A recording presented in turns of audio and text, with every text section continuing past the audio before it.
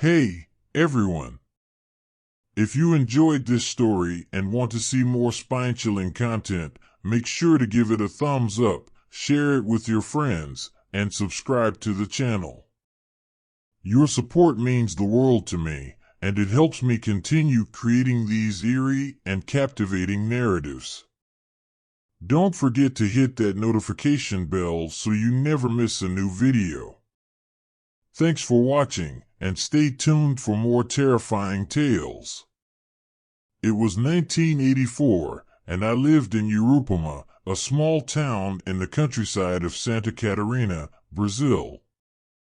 During that time, my house was made of wood, like most houses in the region, as it was cheaper and provided better insulation during the cold winters in the south. It was December, the month of Christmas, which was my favorite celebration because it was the only time of the year when we could gather the whole family. Every year, we would plan to meet at a different house, and this year, it was going to be at my place. I was very excited to see my friends and family again. Although I lived alone and didn't mind it, it was always nice to have visitors and see the house filled with people from time to time. Most of my family lived on the other side of the state, and unfortunately, we didn't have many opportunities to get together. So, this was a great chance for all of us to catch up and have conversations, even though it was a long car trip or a slightly expensive plane journey. Everyone tried to arrive on Christmas Eve, and on December 23rd, I called my brother to confirm if everything was okay and if they would arrive at the scheduled time.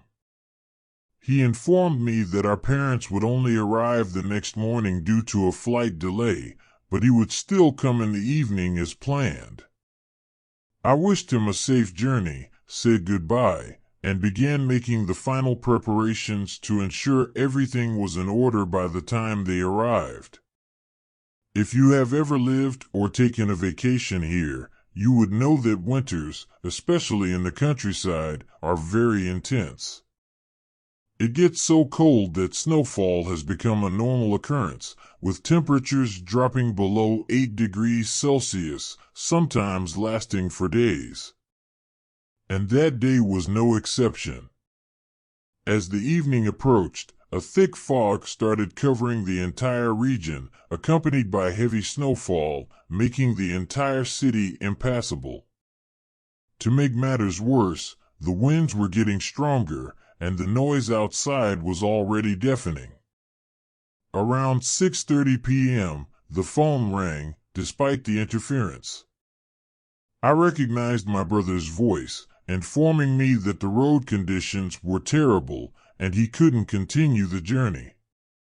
He had found a small hotel by the roadside and decided to spend the night there, planning to resume the trip the next morning. Although I felt disappointed with the news, I agreed with his decision as it was indeed the best choice. The roads were becoming dangerous, and visibility was zero. So, I shifted my focus to the next day, which was Christmas, and the prospect of being together with my friends and family in a few hours. As the hours drew closer, I decided to go to sleep, expecting everyone to be home by early morning. I set my alarm for 6 a.m., just in case my parents arrived at the airport and needed me. By that time, the winds were already getting stronger, causing my windows to rattle. It felt like my room was swaying, making it even harder for me to fall asleep. While lying there, feeling quite irritated, a peculiar sound caught my attention. It seemed to come from near my window on the second floor of the house. With the winds blowing in all directions, I couldn't quite make out what it was, only that it moved slowly, as if intentionally trying not to draw attention. However, the sound gradually grew louder as it approached the side wall of the house. At that moment, my heart started racing, and I thought it could be one of the neighbors needing help. But then, I remembered that my closest neighbor lived 2 kilometers away.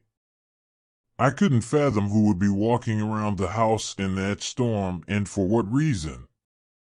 At that moment, my mind was in a state of utter confusion, overwhelmed by a whirlwind of emotions.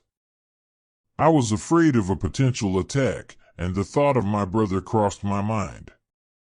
Perhaps he had changed his mind and decided to continue his journey. With the terrible weather, I hadn't been able to reach him since the phone lines were nearly inoperable in the cold. The more I pondered, the more I tried to find a way to see who was outside. The temperature was dropping rapidly, and anyone out there would face dire consequences. I didn't want my brother and his family to be caught in that situation. As I waited anxiously, I put on warmer clothes. Suddenly, my worst fear materialized. I heard a slight thud downstairs. Strangely, it wasn't at the front door.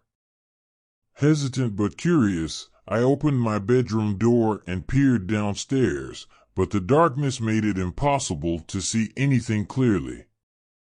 I contemplated turning on the lights, but hesitated, fearing that if there were an intruder, they would know exactly where I was. So, I descended the stairs in darkness, feeling my way blindly. All I could hear was the howling winds outside. As I reached the bottom of the stairs and approached the front door, even though the thud didn't seem to come from that direction, I no longer knew what to do. I was unsure why, but fear started to consume me. My intuition warned that something terrible was about to happen, and I'm not one to get easily frightened. I cautiously approached the front door, pulling back the curtain slowly. That's when my eyes widened at what I saw. I couldn't quite comprehend what it was because as soon as I opened the curtain, it was as if the figure had seen me and quickly vanished, leaving only a shadow that disappeared towards the back of the house. I immediately rushed to the back door to check if it was locked. The silence at that moment was unnerving. I couldn't hear any sound. Then, there was another noise, a knock on the front door. Uncertainty gripped me as I stood frozen. Fear had taken hold, and I took a deep breath, gathering the little courage I had left to approach the front door. As I peered through the window, I noticed a larger-than-normal shadow making a shape on the glass, as if it didn't belong to a person. Simultaneously, I heard a noise at the kitchen door. I decided to move quickly to the living room, grabbing a hunting rifle that I hadn't used since my childhood. Memories of hunting with my father flooded my mind. I returned to the front door, maintaining a safe distance, and stood there, waiting. I hoped that whatever it was would leave and give up trying to get in. I remained motionless, ignoring it, praying that it would vanish. Suddenly, there was a loud thud on the roof, as if something heavy had fallen, followed by small footsteps. At that moment, I rushed up the stairs to my room, closing the door behind me. In the next moment, I heard my front window shatter. From then on, I couldn't be certain of what I felt. I was consumed by an overwhelming sense of fear. Trembling from the cold, I held the rifle tightly, and with my eyes closed, I began to pray. There were noises on the stairs, as if someone were preparing to come up. I had lost control of my body. It was shaking uncontrollably.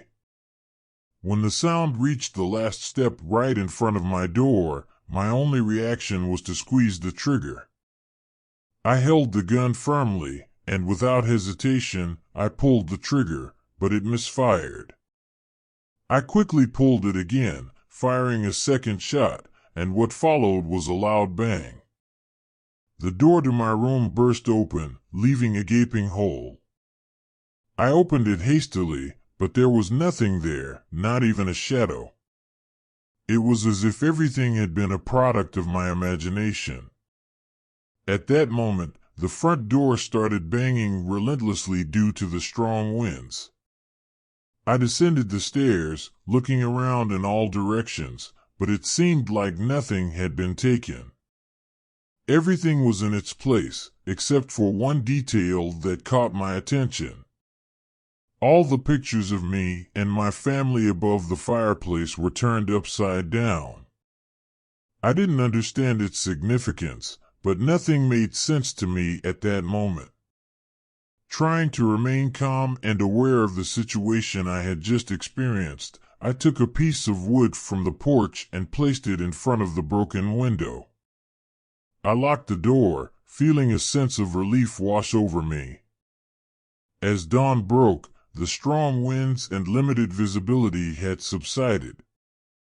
I sat in my armchair, contemplating whether to call the police or not, wondering how I would explain what had happened. I decided to keep it a secret until this moment, as I share this story with you.